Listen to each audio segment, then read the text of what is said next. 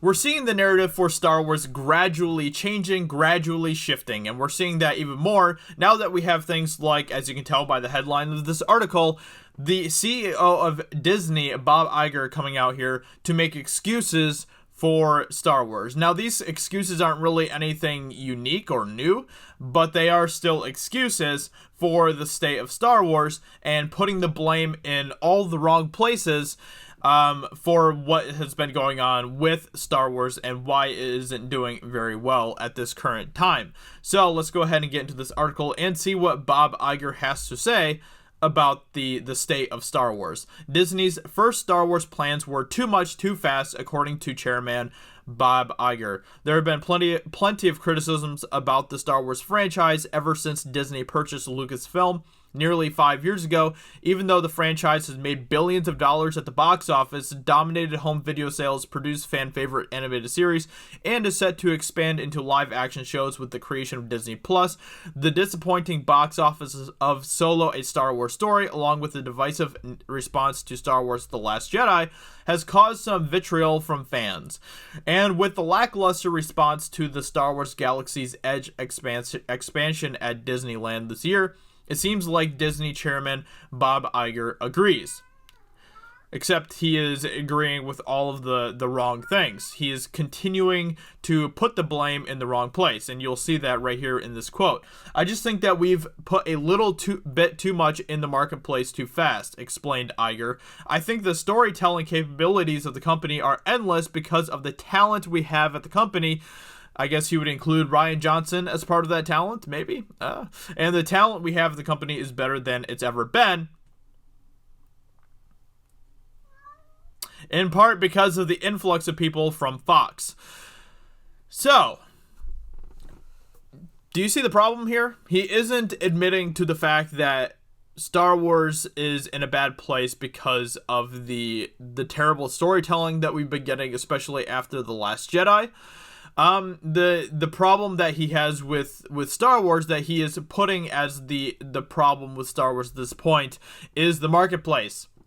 They're putting out too much Star Wars, and we've been hearing that as part of the excuse ever since ever since Solo. That was one of the biggest excuses that we had for Solo, was that it came out too soon after The Last Jedi. That is the reason why Solo didn't do very well. No, it's because Lucasfilm and Disney don't understand Star Wars. They don't understand how this universe works. They don't understand how to tell good stories, and I'm not even necessarily making that. I guess it is partly Iger's fault because he is still kind of the one that's overseeing this entire thing. But a lot of the blame does have to go to Kathleen Kennedy. I just think that she is the worst person to be heading Star Wars at this time. She has no idea what she's doing with Star Wars, and that is painfully obvious. And then, we have Kathleen Kennedy just being one of the worst leaders I've ever seen over a company.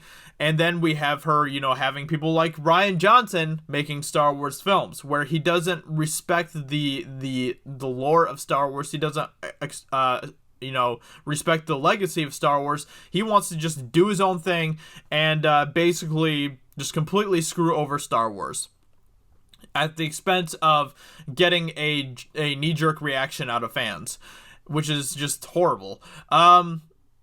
So yeah, this is part of the whole narrative that Lucasfilm and Disney is continuing to present for Star Wars moving forward, where they're continuing to place the blame everywhere except for where the blame should be placed.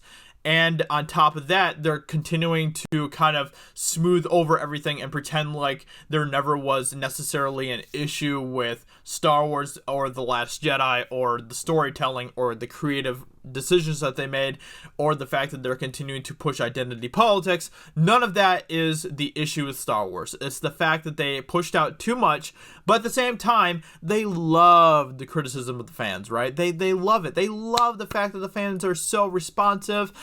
No, that is a complete BS, and we've seen that from the response of a lot of people from Star Wars, Lucasfilm, Disney, Rian Johnson, all of these types of people. So they're continuing to just make excuses. They really are. That's what it boils down to.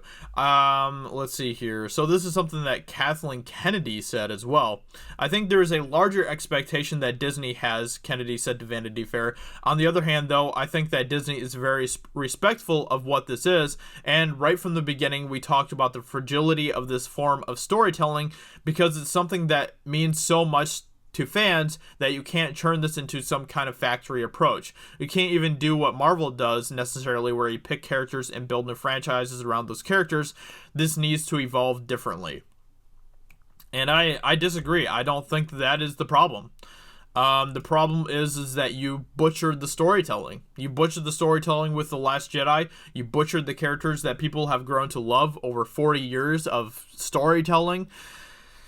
And you completely just took a crap all over them. And it's completely obvious. It's so obvious, but they don't want to admit to that. They want to redesign the narrative to be around that the issue is with these other things and not with the core problem that Star Wars is facing at this time.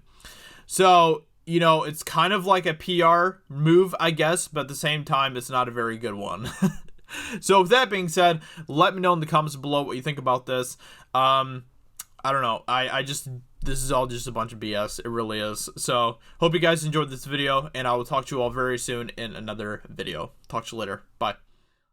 Hey everyone, it's Jeremy from geeksandgamers.com, and if you're a fan of Geeks and Gamers, please go to our website, visit our merchandise store. We have t-shirts, hoodies, hats, beanies, tank tops, and in the very near future, we're going to have many more products for you to choose from. So thank you for the support. We appreciate it. You guys have a great day, and we will talk to you later.